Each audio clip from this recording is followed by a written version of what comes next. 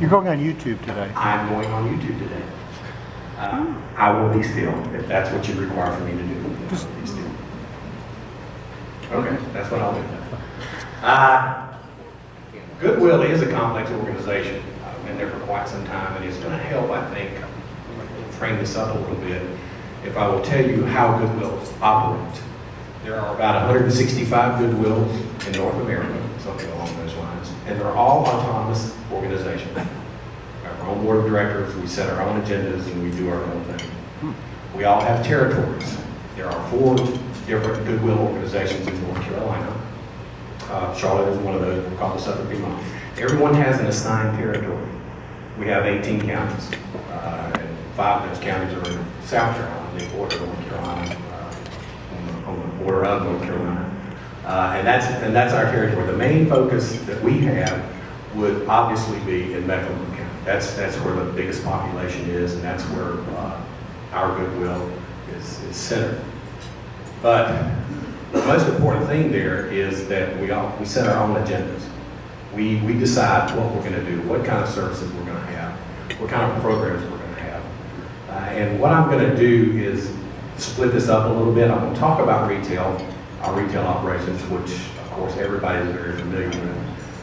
People donate goods, we sell it, generate revenue, and then whatever that the net is of that, we pump that into the organization to provide services. One of the things that Tony wanted me to mention was on the donation side, we don't take everything, but we take most of everything. Joe always asks me before he brings something, he says, do you guys take this? I hope I've given you the right answer at least 90% of the time. Things like mattresses, we don't take mattresses. We can't resell those, and what we would have to do with them is take them to the landfill, and that's just not something we want to do. Goodwill is one of the premier recyclers in the nation, and our Goodwill is no different. We pride ourselves on our ability to turn everything into some sort of revenue for us. Now, there are things that we have to take to the landfill, but we try not to do that.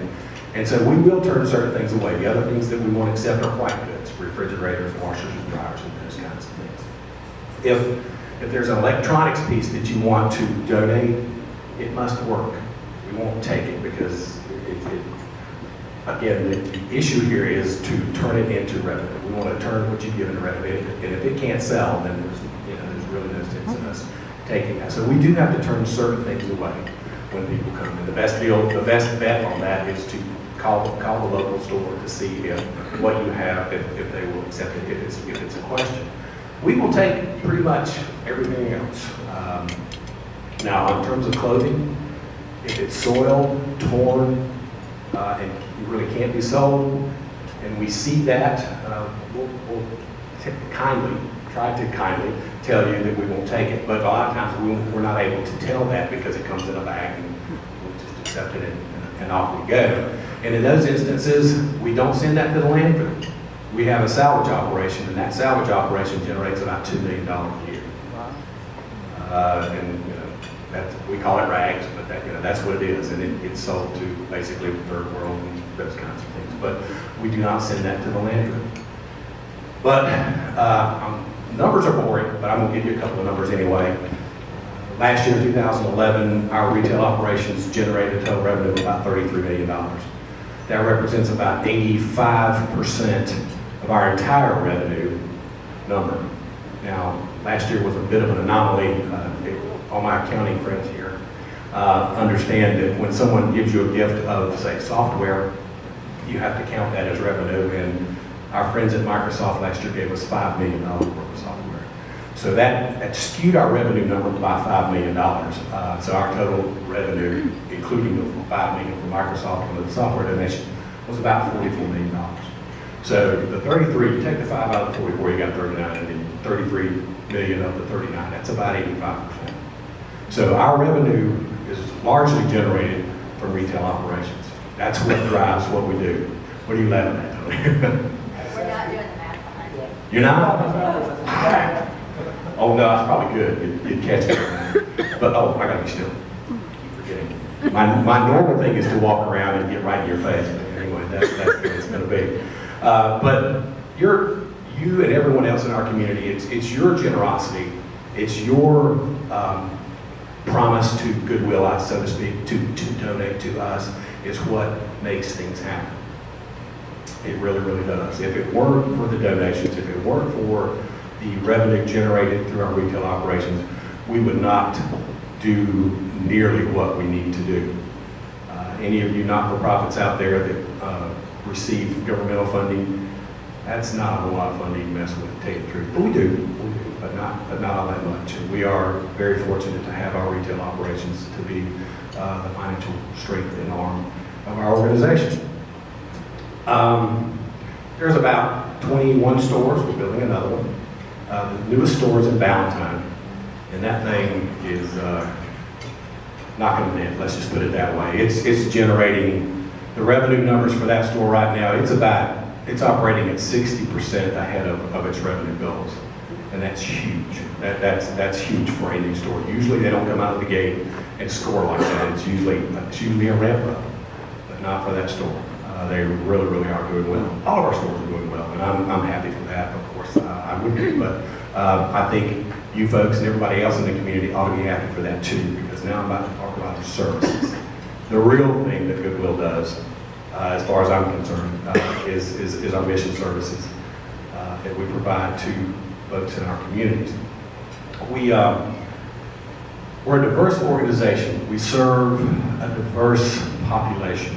Some of the people that we serve are difficult populations. The ex-offender population, that is a targeted audience of ours, so to speak. We target those folks to provide services for because they face a huge, as you know, a huge uphill challenge in order to gain employment. Not just get employment, but viable employment, to earn a living wage. That's difficult. That's one of the challenges, one of the bigger challenges that we face as an organization, is not only getting folks jobs, but helping them to get a job with a living wage, not just a wage. One of our targeted goals is to make sure that when we place folks, it is in a job where they can earn a living wage. I mean, it's not always the case, but $8 and a half, $9 an hour, it's hard to survive. A single individual, it's hard for an individual to survive on that rate of pay, working 40 hours a week. It's really hard. Yes, Dale. What's the definition of a living wage? Well, which web page do you want me to go to? Because it does, I'm going to try to answer you, Dale. Dale says, what is my definition, or our definition of a living wage? It depends on the size of the family. A single person, a living wage is somewhere in the $12 range, but that's just one picture of it. There are other pictures of that particular living wage, and it ranges from like $11 to $15 an hour. There's not one single solid definition that people can go by. Ours is somewhere in the $12 to $12.50 kind of range, and that's for a single individual. As the number of children or dependents pile up, that number has to go up, of course. And so there are a lot of folks in our area that earn at the $8.50, $9, $10 range, and that's under what we would call the living wage. So that's tough. It's tough for people, and we realize that. So one of our goals and what we're attempting to do is to place folks in a job where that number, that wage, is higher. It's important, and we know that it is. Deb talked about construction services. That's a relatively new program, but it's a great program. And I'm going to tie that construction program that we have. It's a training program, and it's 8, 9, 10 weeks long, to the ex-offenders. That is an industry where that particular pocket, most employers, and in many ways, for good reason, will not hire ex-offenders. So the construction program is great. It really, really is. We've got good people attached to it. The folks that, and not just with construction, but the folks that come into our programs, we call them occupational skills training programs, and we have several of them. The folks that come into those programs, you can, and I'm often brought in to talk to those guys, at least on occasion I am, and you can see it in their faces. They're all they're all bright and they're leaning forward and wanting to, to be engaged and to be a part of it and to receive the services because they know that on the backside of it, the payoff is there, and that we will help them, get this employment that they're looking for. These folks, everybody wants to work. I, on occasion, do have an opportunity to engage our consumers. That's what we call them. We call them consumers, the people that receive our services, in conversation.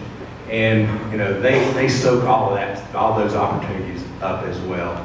And when I talk to folks, it becomes very apparent that they really do want to go to work. That stereotypical piece of, well, those guys that don't have a job, they're just lazy. Well, in this economy, we know that's not true. But when the economy is great, you get that a lot. At least I hear it a lot. Maybe it's because of the line of business that I'm in, but you get that from folks. They don't want to do it. They're happy getting by as they are, and they're good. I take exception to that comment. That's not true. Folks want to work. Folks want to be productive citizens in the community. They do. And so, as I say, I take exception to that. But I do really appreciate what we do. I've worked in the for-profit world before. I worked for Dell Computer for a couple of years, and I worked for a manufacturing company for years, and I worked for your bank, when it went by a different name eons ago. And I know where my world is. My world is in the not-for-profit world, because working for the man is fine and all that kind of good stuff. But the intrinsic value of working for a place like Goodwill is irreplaceable. You cannot get the feeling that I get going to work every day, working at Dell Computer. Make a lot of money, you can go crazy, you can lose a lot of hair. But you just cannot get the feeling that you get, because as I also tell folks on the many occasions, if I ever lose touch of why I'm at Goodwill, all I have to do is get up and go downstairs and just see what's going on down there. Walk into a classroom, see these folks paying attention to the instructor. I didn't experience that when I was in high school. 90% of the people just were goofing off or whatever in college and things like that. But these people are engaged to what's going on. They are listening to the instructor. They are going through the programs, paying attention, and because they're going to be applying those skills that they acquire. And it's just fabulous what we do. I'm a proud Goodwill employee. Kay was at the what was that thing, Cornerstone, and we had a couple of different speakers. And Cornerstone is our annual event, and a lot of people attend it. It's a good event. And we had speakers that would come up and they finished it with, "I am Goodwill." Is that correct? That's correct. And so, and that's basically what I'm telling you right now. I am Goodwill. It's something that you can't get. I can't sit here and ramble on about it enough to get my point across. But it's an amazing place to work. We do amazing things for people, and the gratitude that shows up, and the skills that we're giving them, and enabling them to provide for their families is just awesome. It's just incredible. Questions? How many people do you train every year? Train in place. You're looking for numbers again, aren't you? And how many people do we train in place a year? Last year, we provided over 16,000 services, about 16,500, something like that. Services, well, to 16,500-ish individuals we provided, and different individuals, separate individuals, that many services to them. We found jobs for, or helped to place. They found, a lot of them found their own jobs, but out of those numbers, we placed 2,174 people. So that seems like it's not a big rate, success rate, but it is. It really is. Providing service, because of the diversity of the services that we provide, out of that 21,000 services that we, did I say 21,000? 16,000 services that we provided for people that we served. Some of those were just someone coming into the job connection and sitting down at a computer. I mean, that's a service. It's not a very intense service, but it is a service. And then we have more intensive services. And usually it's the more intensive services that result in a placement. Those are the folks that are in our occupational skills training classes, like the construction piece. So, yes, Claudia. Do you solicit your customers, or can they reach out to Goodwill for a placement? Anyone can come in and receive a service from Goodwill. The more intensive services usually are referred to us by, say, vocational rehabilitation, those types of places. Yes, Dan? Well, just an observation. I work with a fair number of nonprofits who use the store model to help fund their operation.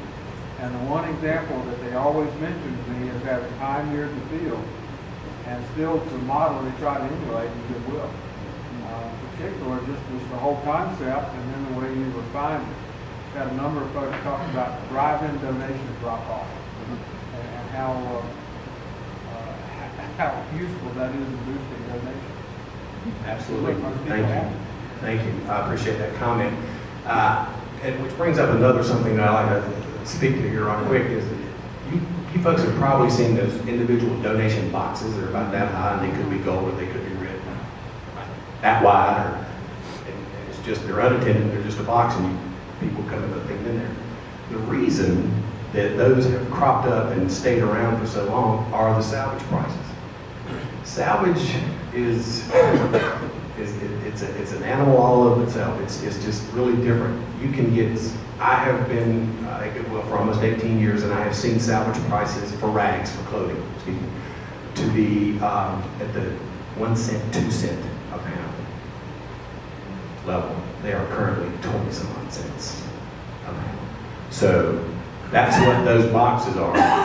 We have our own unattended centers, but that's what those boxes are there for, because of the salvage prices that people can get for that material. Yes, sir? How much of a problem are the for-profit operators that are popping up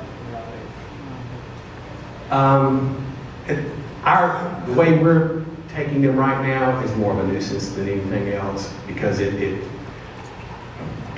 is a little bit of backlash with respect to our image. Whether it doesn't necessarily say Goodwill on it, but people think of that when they think about donating clothes. You see a donation box, there's a touch, but it's more of a nuisance than anything else. There are some Goodwills that take action, take legal action against those things popping up all over the place. But one of the things that we did find is that these folks that are placing these boxes in the community, they are contacting, say, the strip mall, the people, the developers and the people that are running the strip malls. They contact them and are paying them rent to put their boxes there. Salvage prices are that good, so it's there. Why are salvage prices that good? Why? No idea. That in all candor, no one really knows what drives those prices. I know what will drive them down, which I guess in contrast is what drives them up. The ports must be open to the third world countries, because what kills them and destroys salvage prices is when the ports get closed down, when the local authorities shut things down and keep things sitting on the dock for years, and that happens. When those kinds of things happen, the pricing goes down because they can't move it. Talk about volunteer opportunities. Kay said she wants to volunteer. Does anyone else want to volunteer? There are volunteer operations. Kay said talk about volunteer opportunities. There are volunteer opportunities at Goodwill. Quite frankly, we take somewhat of a conservative approach to volunteers. And volunteer in your organization for something that you would normally pay someone to do. And so it's hard to get someone to volunteer in the store because there's only certain jobs that are necessary in a store, and we pay people to do those. And so having someone to come in and volunteer in the store is a bit problematic. But we do have volunteers, and the volunteer opportunities are small. But as an example of a volunteer opportunity would be for someone to come in and do to help with interviewing skills. for our consumers that are about to complete a program or ready to go out and do interviews. We will do mock interviews with them, and we have volunteers to do it. Gary, Yes. first, let me say, it's wonderful seeing the message and the messenger being so congruent. And you are just a goodwill. I am Goodwill. You are. Segue from Katie's question, though.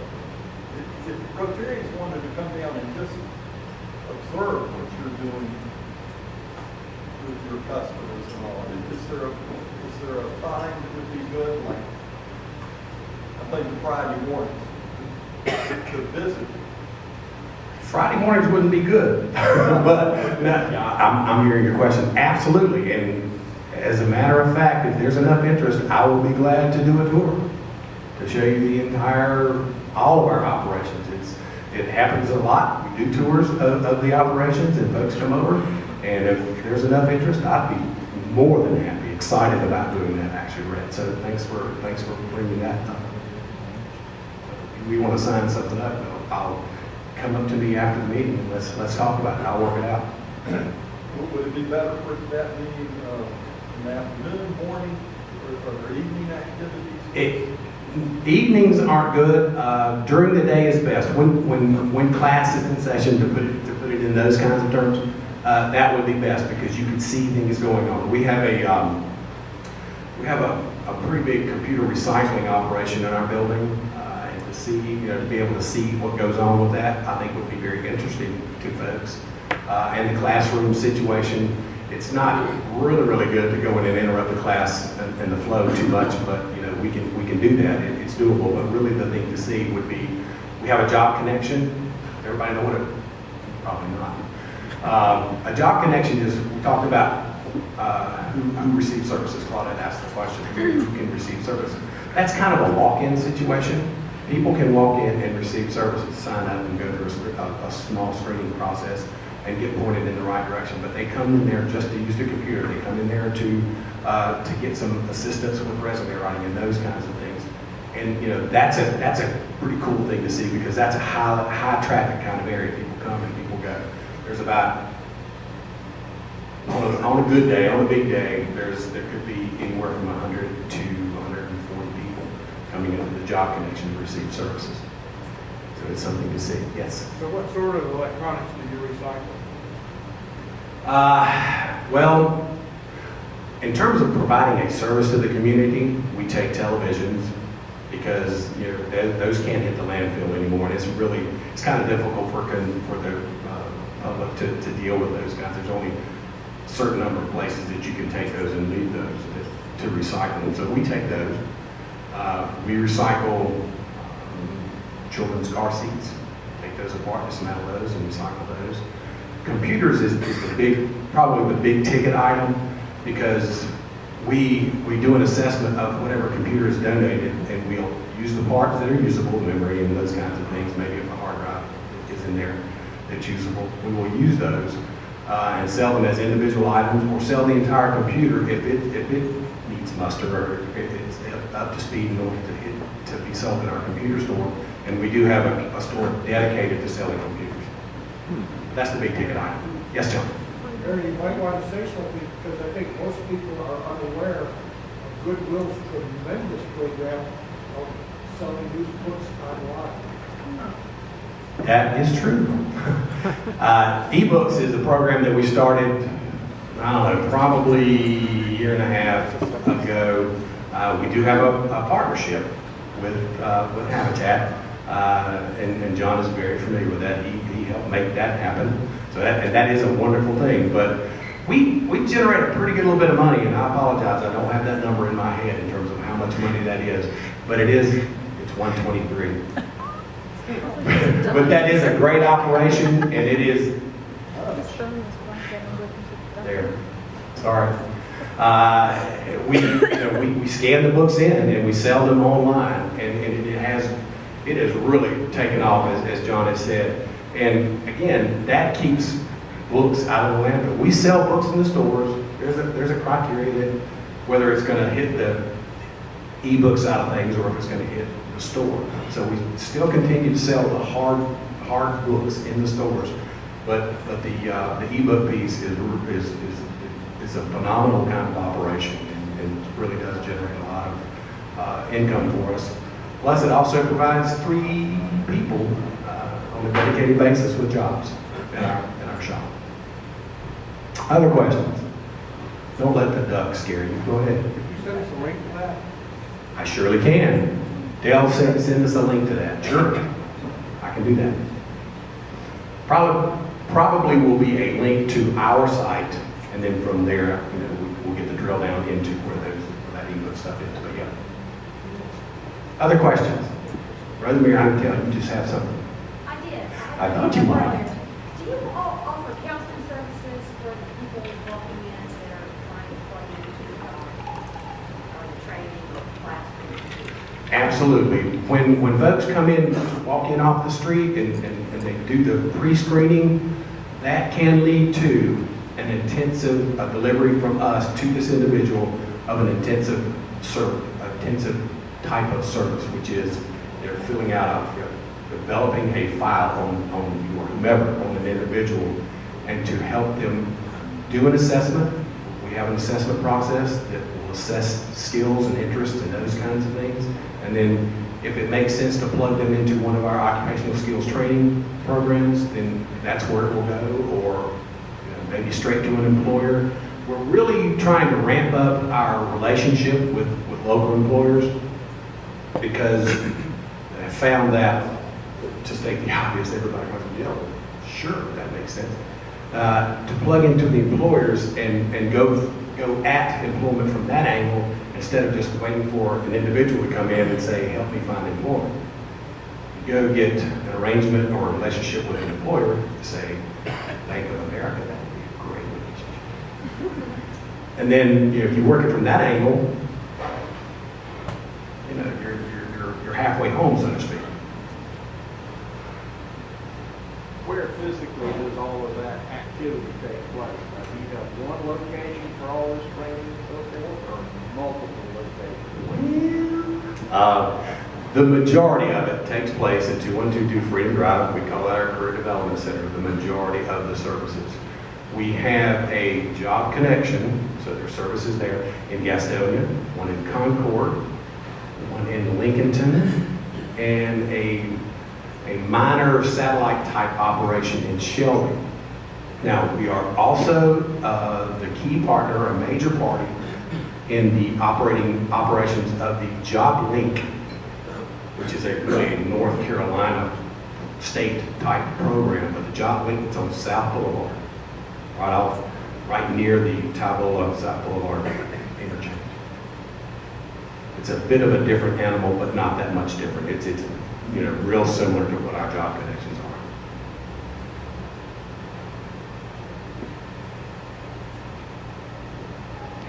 are. Other questions?